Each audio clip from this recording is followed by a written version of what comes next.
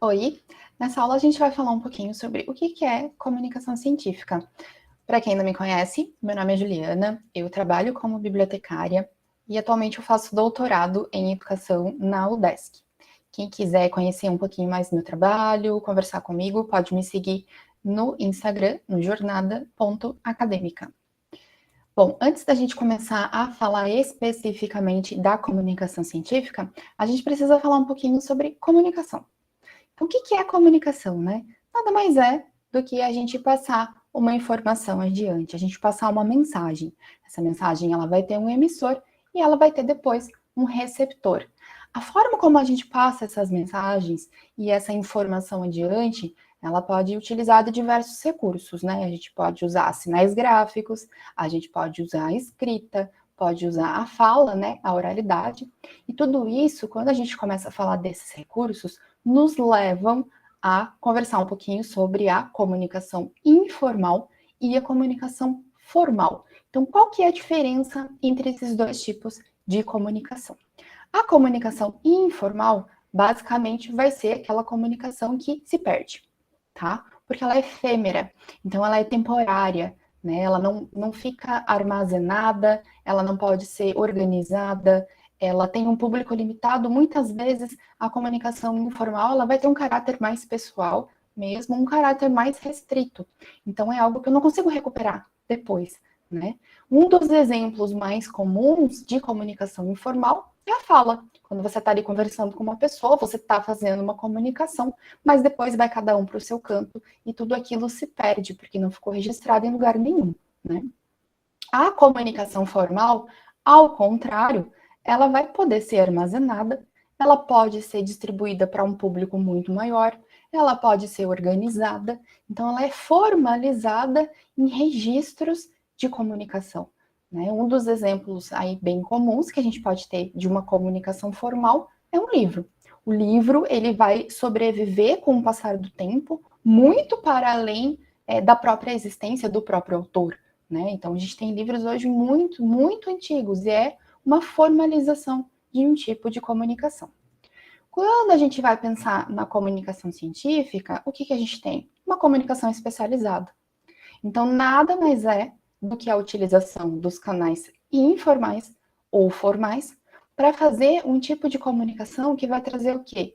As pesquisas dos cientistas, né, sejam elas em andamento ou seus resultados, que vai comunicar o trabalho que essas pessoas estão fazendo em relação às suas áreas de pesquisa, às suas áreas de interesse, às suas áreas de trabalho. A gente vai falar um pouquinho mais sobre os diferentes canais de informação, sobre os diferentes canais de comunicação formais e informais no âmbito da comunicação científica, mas é interessante que primeiro a gente dê uma passadinha pela história, né, da comunicação científica para depois a gente ir aí para os canais já se aproximando do que a gente tem hoje. Então aqui a gente tem uma linha do tempo. Essa linha do tempo, ela vai trazer, claro, os principais marcos. Então eu destaquei aqui coisas que são interessantes, que vocês saibam, que vocês aprendam, que vocês conheçam dentro dessa trajetória aí da comunicação científica, que não é uma coisa de hoje, né? Que é uma coisa já super antiga. Claro que aqui não tem tudo, né? Então tem muito mais coisa aí, tem muito mais recheio, muito mais informação e marcos dentro dessa história da comunicação científica, mas aqui eu trouxe alguns mais para pontuar mesmo, tá? Então vamos lá, a gente não sabe quando que se começou a fazer comunicação científica de fato. A gente não tem um marco muito bem definido na história que a gente possa chegar e falar assim, foi a partir daquele ano que se começou a fazer pesquisa, ou foi a partir daquele ano que se começou a fazer comunicação científica. Não, a gente não tem isso definido. Mas a gente sabe que desde a época dos gregos antigos, a gente já tinha, sim, um tipo de comunicação científica. E aqui a gente está falando de quando? Século 4 e 5 antes de Cristo. Né? Então, nessa época, lá na Grécia, a gente já tinha debates filosóficos dos gregos antigos, num lugar que se chamava Academia, que era localizado na periferia de Atenas. E vem dessa época também os registros escritos do trabalho do Aristóteles, que foi algo que foi copiado repetidamente ao longo da história. Então, ainda de forma manuscrita, né, a gente tinha os copistas que faziam a reprodução desse material, e isso afetou principalmente a cultura europeia, né? Então, isso foi passando ao longo do tempo. Depois, avançando um pouquinho na história, a gente tem a troca de cartas entre as pessoas. Então, aqui, o que é importante falar sobre essas cartas, né? Que apesar de eu ter localizado elas aqui no tempo, elas são algo que continuam a acontecer, mesmo tendo alguns outros marcos aqui na sequência, tá? Essas cartas, elas passaram a ser, em determinado momento da história, um veículo de comunicação entre os cientistas, entre os pesquisadores. Então, eu compartilho meu trabalho contigo, você compartilha o teu trabalho comigo, a gente tem essa troca de informação por meio de cartas, e aí na literatura a gente acaba encontrando que o serviço postal influenciou muito no desenvolvimento e na troca de informações e nessa comunicação científica, ao ponto de chegar um momento que a gente tinha tanta carta sendo trocada entre as pessoas, que era melhor a gente imprimir tudo isso para fazer essa divulgação. Por que fazer essa divulgação? Porque mais ou menos nessa época aqui, a gente tinha também as sociedades científicas. Essas sociedades científicas foram primordiais para a comunicação científica se estabelecer até chegar no momento que a gente tem hoje, né, com as configurações que a gente tem hoje. Porque essas sociedades científicas, elas também tinham correspondência com pessoas que estavam no exterior, com pessoas que estavam no estrangeiro. Então, essas pessoas que estavam em outros países, né, faziam relatórios do progresso científico, mandavam por carta, e aí as sociedades divulgavam entre os sócios, ou às vezes até mesmo para a população em geral. Isso, como eu falei, às vezes passava pela impressão das cartas. Por quê? Porque no século XV, então veja que eu falei antes que as cartas, elas, apesar de serem colocadas aqui, né, elas não têm assim um marco de começou e acabou. Não, elas continuaram depois. Aqui eu coloquei as cartas como um fato bem importante entre o século XV e XVI, porque no século XV também a gente teve a invenção da prensa de Gutenberg, que você já deve ter ouvido falar, que foi o que causou aí uma revolução na disponibilidade de textos, né, na forma como as coisas eram disponibilizadas, na forma como as informações eram organizadas e disponibilizadas para as pessoas. Porque ao invés de você perder um tempão fazendo algo manuscrito, agora você podia simplesmente imprimir diversas cópias. Né? E isso facilitou com que a gente tivesse aí uma explosão da quantidade de materiais disponíveis para consulta. Então aqui, de que forma que isso vai afetar a comunicação científica, né? Bom, a gente tinha os livros até então que eram feitos de forma manuscrita, né, como eu falei antes, e aqui a gente passa a ter esses mesmos livros, livros científicos, livros acadêmicos, publicados de forma impressa. Só que a gente tem um problema quando a gente está falando desses livros, né, que é a demora para isso sair, porque compilar um livro, fazer um livro, acaba sendo demorado, e aí imprimir e distribuir isso também. A comunicação ela era feita de modo mais formalizado, de modo mais público, por longos tratados, por longos livros, né? Isso acabava demorando. E aí o pessoal já fazia a troca de cartas, né? Juntou aí o serviço postal, a troca de cartas com a imprensa, essa iniciativa de já imprimir algumas cartas, e em 1665 a gente teve a publicação do primeiro periódico considerado científico, que foi o Philosophical Transactions, lançado em Londres por quem? Por uma sociedade científica que foi a Royal Society. Então aqui, qual que é a diferença principal no modelo de comunicação científica para a época, né? Ao invés da gente publicar longos tratados, ao invés da gente utilizar somente os livros, a gente começa a agrupar textos, muitas vezes as próprias cartas, né, as comunicações de diversos autores diferentes, e a fatiar o modo como isso era publicado. Então, ao invés de eu fazer um longo tratado, um longo livro, eu publico 5 fascículos desse periódico científico aqui ao longo do ano, para fazer essa atualização da sociedade científica, do que está acontecendo nas diferentes áreas do saber. E aí, desde então, não se parou mais. Até hoje a gente tem periódicos científicos, inclusive o Philosophical Transactions, ele continua ainda sendo publicado até os dias de hoje. Claro que aqui agora a gente vai dar uma boa avançada na nossa linha do tempo, já passando aqui ó, para o século XX. Então, de lá para cá, o que a gente teve, né? A gente teve um grande aumento no acesso à educação, que culminou com muito mais pesquisadores aí trabalhando, fazendo ciência, divulgando, comunicando as suas pesquisas. E aí, por conta disso, a gente teve, claro, um aumento exponencial da quantidade de materiais acadêmicos, né, científicos publicados, incluindo os livros e também os periódicos, mas principalmente os periódicos, né, que é esse formato mais rápido de fazer comunicação científica. E aí, quando a gente chega ali no século XX, a gente tem tudo isso acontecendo. Na década de 1980, a gente chega no que é chamado aí pela literatura de crise dos periódicos científicos. Por quê? Porque chegou-se num ponto, e aqui, lembra que a gente está falando de acervos impressos de periódicos científicos, né? Chegou num ponto que as bibliotecas universitárias, principalmente as americanas, elas não conseguiam mais manter as suas coleções. Então, eu estou falando de manter no quesito de como é que a gente vai dar conta de ter tudo isso na biblioteca, de ter todo esse material que está sendo publicado à disposição dos pesquisadores, à disposição dos estudantes, e também o alto custo para fazer isso, porque começou a ficar caríssimo você manter esses acervos atualizados. E, claro, a gente tem algumas outras coisas, né, como questão de espaço também. E aí, nessa época, a gente está falando aí, né, de 1950 para frente, 60, 70, 80, a gente tem uma evolução da tecnologia da informação. Obviamente, isso vai impactar totalmente na forma como a comunicação científica foi feita até então, né? Porque aí a gente começa a ter os computadores, as redes, a gente começa a ter a produção do conhecimento feita de forma diferente, a disponibilização desse conhecimento feita de forma diferente e o acesso também. A gente começa a eliminar, por causa da tecnologia da informação, as barreiras de acesso e tempo. Então, eu posso começar a acessar periódicos que estão em outro continente, eu posso ter acesso a pesquisas que demorariam meses, de repente, para chegar via correio, de uma forma muito mais instantânea. Principalmente se a gente for pensar que aqui a gente começa a ter um impacto muito grande da internet, né?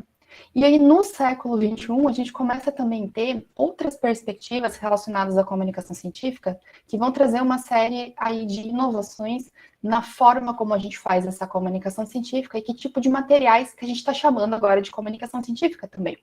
Porque até então, o que a gente tinha como produto dessa comunicação científica, né? Principalmente as publicações. Então, claro, eu tinha, lembra, uma comunicação informal ainda, mas eu tinha as publicações, que é o que resiste ao longo do tempo. Periódicos, livros, mas isso tudo já é o final da pesquisa científica, né? Quando eu chego no século XXI e eu começo a falar, por exemplo, de ciência aberta, eu estou trazendo para a comunicação científica uma transparência em todo o ciclo investigativo. Aqui, os pesquisadores, eles começam a abrir as pesquisas desde a coleta de dados, desde os dados brutos da pesquisa, os cadernos de laboratório, os softwares, né, os códigos utilizados. Então, a gente começa a ter uma publicização desse ciclo investigativo desde o comecinho, desde a concepção da pesquisa, e não só mais na divulgação lá do resultado da pesquisa, o que a pessoa encontrou, né? A gente tem também a questão do acesso aberto, então se fortalecendo como tirar, de fato, todas as barreiras de acesso ao conhecimento, à comunicação científica, ou seja, eu não preciso pagar para acessar, eu posso ter ali, ao alcance de um clique, o acesso a um artigo científico, a um periódico científico, a um livro, a uma tese, a uma dissertação, seja de qualquer lugar do mundo, isso estando à disposição da comunidade para consulta. Eu tenho os repositórios também, principalmente nas universidades, aqui no Brasil, bastante comum, a gente ter os repositórios para a publicação das teses e dissertações defendidas, que também são um formato de comunicação científica, né? Então, tudo isso daqui não começou no século XXI, algumas dessas coisas elas já vêm ali do século XX, elas vêm principalmente do começo da década de 90, principalmente influenciado por causa da internet, mas está sendo fortemente fortalecido, né? Principalmente aí nos últimos anos.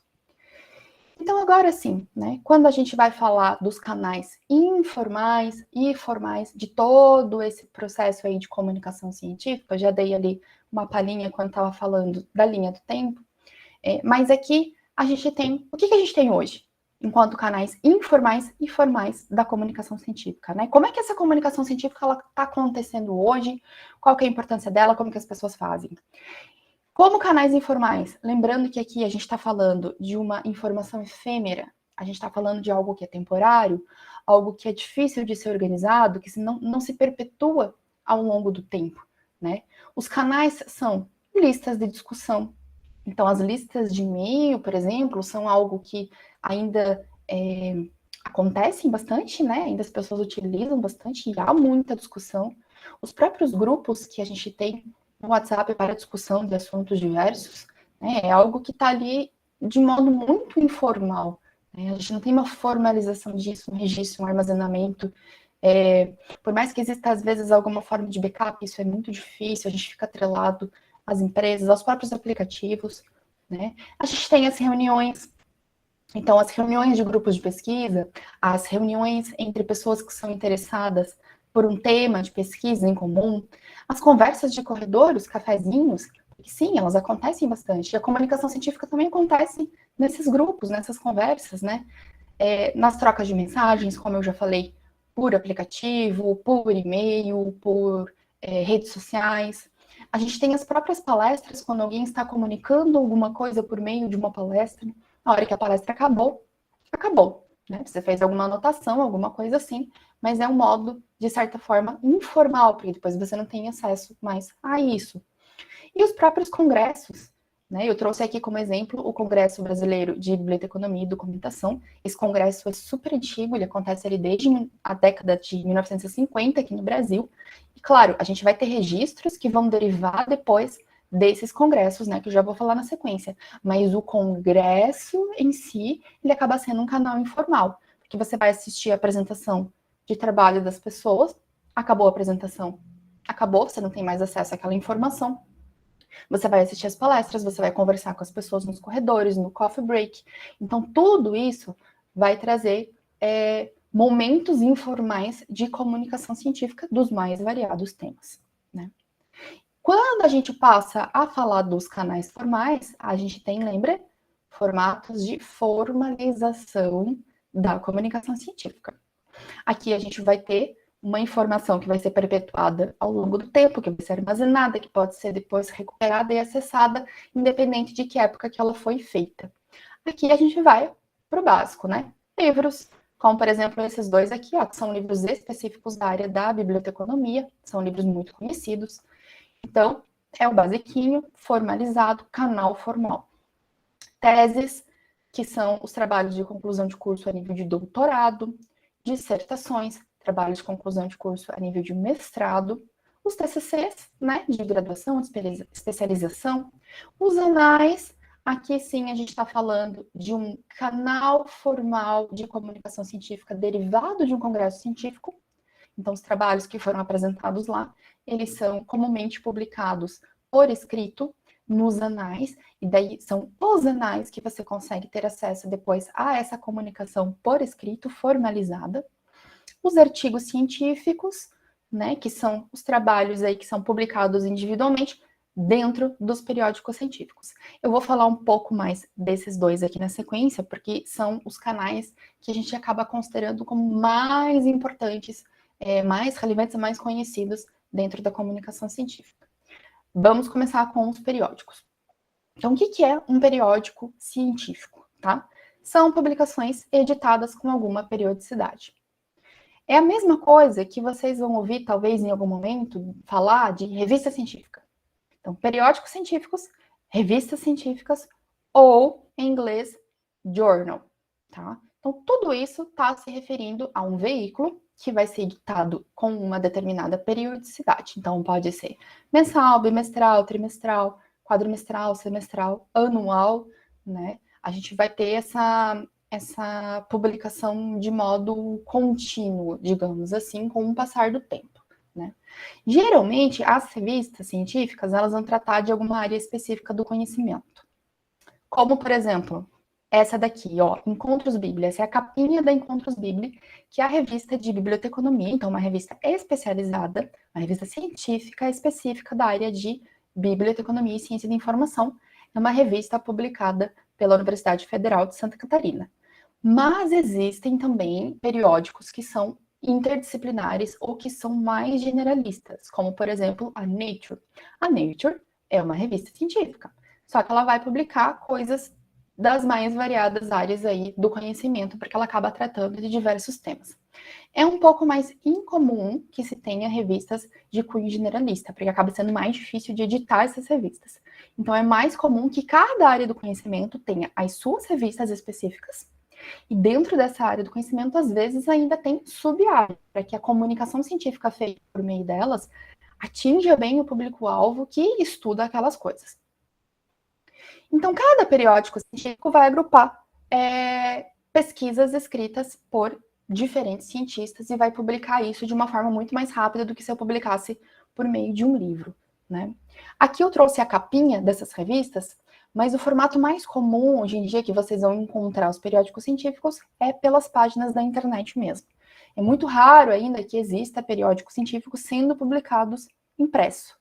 Por quê? Porque essa é uma dinâmica que veio sendo quebrada. Lembra que eu falei? Desde a crise dos periódicos, aí tem tecnologia de informação, tem internet.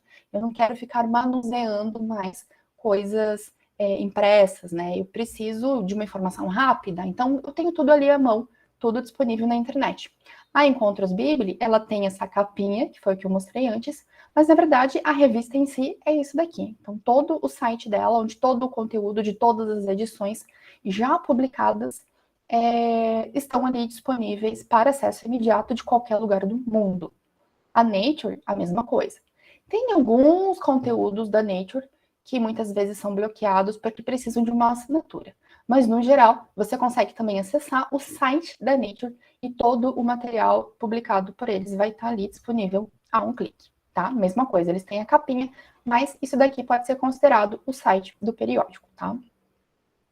E aí os periódicos, independente se for a Nature, se for a Encontros Bibli, que eu estava falando antes, se for outros periódicos de outras áreas do conhecimento, eles vão publicar artigos científicos.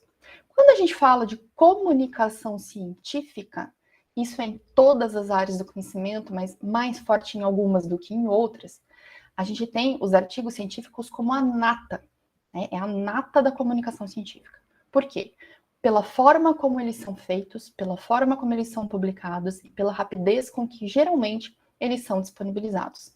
Então, se eu quero me manter atualizado sobre algum assunto, eu não vou procurar um livro. Eu vou procurar fazer pesquisas em artigos científicos, porque é por ali que os cientistas vão comunicar as suas pesquisas em andamento ou concluídas já com os resultados, tá? Então, artigos científicos, a forma como os pesquisadores comunicam suas pesquisas, é um material que está contido dentro de um periódico, então o periódico vai agrupar diferentes artigos escritos por diferentes pessoas que tratam de diferentes temas dentro de um assunto específico do conhecimento ou de generalidades, como por exemplo da Nature, tá? E o que é um ponto crucial aqui, ó? É que os artigos científicos, antes de serem publicados, eles vão passar pela avaliação de especialistas. Isso daqui é o que a gente chama de revisão por pares. Sempre que eu falo pares, eu estou falando de outros especialistas da área, outros cientistas, outros pesquisadores, mas que manjam muito desse tema aqui, desse artigo, que vão dizer se esse artigo está correto, né? A pesquisa foi feita de forma correta, é um artigo relevante de ser publicado, então ele vai avaliar várias coisas desse artigo, se não tem nenhuma falha ali, ética inclusive, nesse trabalho, para que só depois dele ser aprovado, né, dele ter sido passado por esse crivo, é que de fato ele venha a público. Então, por isso que os artigos, eles são considerados aí o que a gente tem de mais atual, de mais importante, de mais relevante, quando se fala de comunicação científica. Porque ele passa por essa avaliação, por esse crivo, né, dentro desse processo aí de publicação, que outros materiais muitas vezes não passam. Então, o livro não passa por esse tipo de avaliação que o artigo passa. Então, por isso que ele acaba sendo uma fonte mais confiável para obter informações aí para se fazer comunicação científica de fato, tá? E aí os artigos, eles vão ter um formato muito parecido entre si, independente de onde ele foi publicado. Eu trouxe aqui a carinha de um artigo da Encontros Bibli, né, que tem o título, tem o nome dos autores, eu tenho um resumo, palavra-chave, depois começa a introdução, metodologia, fundamentação teórica, conclusões, referências no final. Se vocês forem olhar em outras revistas científicas, né, que publicam artigos de áreas diferentes, o formato ele vai ser mais ou menos o mesmo. Isso independente do país. Daqui, dos Estados Unidos, de algum país da Europa, não importa. Então, esse aqui é um formato padrão de se comunicar ciência que é entendido aí em qualquer lugar do mundo, tá? E aí, então, a gente vem para a questão de por que se fazer, então, essa comunicação científica, por que existem esses canais informais de comunicação científica e, principalmente, por que existem os canais formais de comunicação científica. Eu trouxe aqui uma citação do Meadows. O Meadows, ele tem um livro chamado A Comunicação Científica, que é um clássico aí da área, então, para quem tiver interesse em aprofundar o assunto, eu super recomendo a leitura. Não é uma leitura difícil, é bem tranquilo e vai dar uma noção geral aí de como que a comunicação científica evoluiu ao longo do tempo e como que ela acontece. Ele fala assim, ó, a comunicação situa-se no próprio coração da ciência. É para ela tão vital quanto a própria pesquisa, pois a esta não cabe reivindicar com legitimidade este nome, enquanto não houver sido analisada e aceita pelos pares. Isso exige, naturalmente, que seja comunicado. O que ele quer dizer com isso, né? Que não adianta você fazer uma pesquisa maravilhosa e engavetar. Enquanto ela não for comunicada para os pares, lembra que eu falei antes, pares, as pessoas que também atuam nesse tema, os especialistas, os colegas de área, né, o pessoal que está trabalhando aí nas universidades, que está fazendo ciência, que está fazendo pesquisa, enquanto isso não for comunicado, ela não tem muita função de ser. Né? Ela está faltando alguma coisa para essa pesquisa. Porque a comunicação científica é uma das etapas do se fazer ciência. Então, por isso que ele fala, né? É para ela tão vital quanto a própria pesquisa. A gente precisa fazer a pesquisa e comunicá-la durante ou ao final desse processo, dessa pesquisa. E a gente faz isso porque o conhecimento é cumulativo. Tem uma frase bastante famosa do Isaac Newton, que ele fala que se ele enxergou mais longe, foi porque ele se apoiou nos ombros de gigantes. A gente se apoia nos ombros de gigantes o tempo todo. A gente está o tempo todo construindo conhecimento, nos baseando com o que veio antes. A gente nunca começa as coisas do zero. Então, vou fazer um trabalho para a faculdade, né? Um trabalho para a faculdade. Uma das partezinhas pequenas de se fazer comunicação científica. Vou pesquisar o que já falaram sobre esse assunto, vou fazer leituras. Quem já fez pesquisa sobre esse assunto fez o quê? Fez pesquisa de campo? Não fez. E tudo isso a gente vai para esses canais, principalmente formais, da comunicação científica, e a partir deles a gente vai construindo também as nossas pesquisas e o nosso conhecimento. E o conhecimento, em geral, vai avançando. Por isso é que ele é cumulativo. E aí, mais uma citação do Midas, que eu achei muito bonita, inclusive, que ele fala assim, ó, que as referências, ou seja, essas leituras que a gente faz e que a gente traz para as nossas pesquisas, elas funcionam como um vínculo entre trabalhos novos e antigos, que representam a argamassa que une os tijolos novos às anteriores à medida que o edifício sobe. Então, o edifício que está subindo é o próprio avanço da ciência, é esse conhecimento que está se acumulando. E essas referências são todas essas leituras anteriores que a gente acaba trazendo para o nosso trabalho. Então, a gente não pode falar também de comunicação científica sem falar de por que a gente cita e referencia. Então, assim, né, a gente tem essa comunicação feita por todos esses trabalhos, pelos artigos, pelos anais, pelas teses, pelas dissertações, e isso vai se retroalimentando com as citações e referências. A gente faz isso porque a gente está fundamentando as ideias que a gente está propondo no nosso trabalho. Então, a gente está se apoiando nos ombros de gigantes que vieram antes da gente, para a gente poder fundamentar essas ideias e falar, olha, isso aqui não está vindo do acaso. Eu estou partindo desse ponto e indo para esse outro lugar, baseado nessas ideias aqui e nesses conceitos. A gente está construindo um conhecimento que é coletivo. A gente está pegando todos esses tijolinhos que vieram antes e adicionando os nossos em cima, para que a gente tenha um avanço de determinado tema que a gente está pesquisando dentro da nossa área do conhecimento, tá? Além disso, a gente vai dar um reconhecimento aos autores que também pesquisam sobre aquele assunto. Então, a gente começa a ter um corpo de pessoas, um corpo de especialistas, que é as pessoas que, de fato, são reconhecidas dentro de uma área do conhecimento por estudarem aquele tema. Elas passam a ser reconhecidas, claro, muito pela pesquisa que elas fazem, mas também pela forma e pelo que elas comunicam, né, por meio das suas publicações. Aqui, a gente também vai, a partir das nossas citações e referências, indicar para o nosso leitor que a partir dali ele pode buscar o aprofundamento do tema se ele quiser. Então, quando eu falei um pouquinho antes ali, olha, o Meadows tem esse livro é muito legal para quem quer entender mais sobre comunicação científica, é um pouco disso. Se você quiser, você pode ir para esses caminhos. Eu me baseei nesses autores, você pode ir direto na fonte, se você quiser, para aprofundar os seus conhecimentos. Aqui, muito importante, né, a gente cita referência. A gente está garantindo que veio antes da gente, que também pesquisa sobre o mesmo tema, que também escreve sobre o mesmo tema, né, garantindo que eles tenham um reconhecimento devido, né, pelas ideias que eles tiveram e pela parte que compete a eles no tijolinho de toda essa evolução dessa comunicação científica. E, por fim, a gente cita e referencia para padronizar as informações sobre as fontes que nós utilizamos. Você imagina a bagunça que seria se a gente se baseasse em trabalhos anteriores, se a gente fizesse parte desse ciclo de comunicação, mas se de repente eu não fizesse ideia de onde buscar a informação ali sobre o Meadows, que foi o autor que eu falei antes, se eu não sei o ano que ele foi publicado, se eu não sei se ele é um livro, se ele é um artigo científico, ou se foi uma comunicação informal de corredor.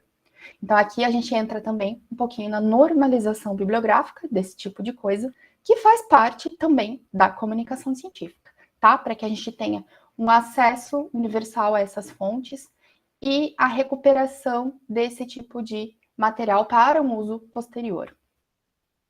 Então, aqui, para fechar a nossa aula, eu trouxe uma imagem que vai, de certa forma, ilustrar um pouquinho como que acontece a comunicação científica, né? A gente vai começar, então, na produção. Essa produção, ela pode ser uma pesquisa que eu estou fazendo para o meu TCC, uma pesquisa que eu estou fazendo para o meu doutorado, ou algo que eu estou fazendo que faz parte de um projeto maior, de repente, né? Eu posso começar a fazer a comunicação científica a partir daqui. Lembra que eu falei que hoje a gente tem um movimento de ciência aberta que está se fortalecendo, que eu posso compartilhar os dados brutos, que eu posso compartilhar softwares, códigos, né? Pode começar a comunicação a partir daqui, né? Depois eu tenho a avaliação desse material. No caso dos artigos científicos, a gente está considerando aqui a avaliação por pares, né, que eu também falei antes, para saber se esse material tem condições de ser publicizado, publicado ou não, se tem algo que precisa ser ajustado. Mas quando a gente está falando de trabalho de conclusão de curso, as dissertações, os próprios TCCs, a gente tem as bancas, né, de avaliação. Ainda que funcione de uma forma diferente do que é feito com os artigos, acaba passando por isso. Os demais, muitas vezes, acaba passando pelo crivo da própria sociedade, né? Se ele é um material que tem um nível de evidência forte, se ele é um material que é aprofundado ou é mais superficial. Bom, se a gente estiver seguindo um modelo mais tradicional, a gente vai ter produção, avaliação e a publicação, que é, de fato, onde a gente vai tornar disponível esse material. Aqui seria um formato mais tradicional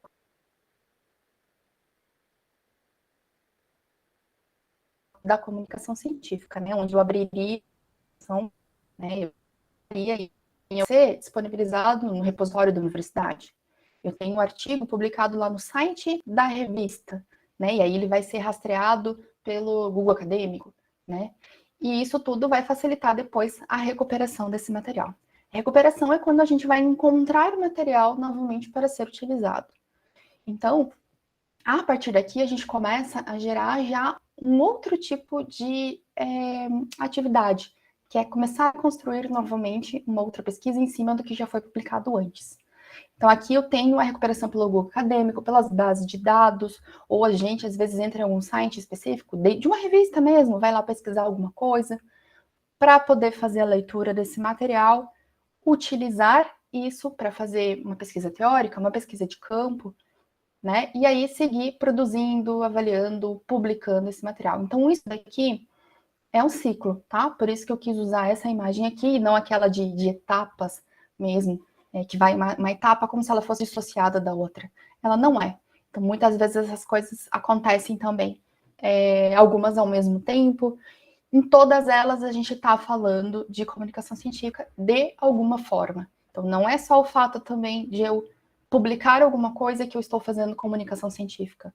Quando eu estou consumindo e produzindo o meu próprio trabalho, eu já estou fazendo parte dessa comunicação científica. Eu já sou uma pecinha nessa engrenagem da comunicação científica também porque eu estou fazendo esse conhecimento avançar a partir do que já foi publicado, a partir do que outras pessoas já fizeram.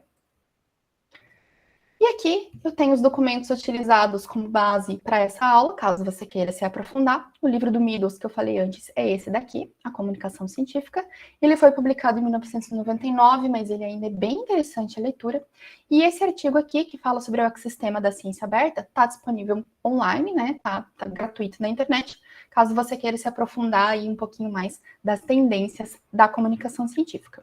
Eu espero que você tenha gostado da aula. Eu desejo bons estudos e até a próxima.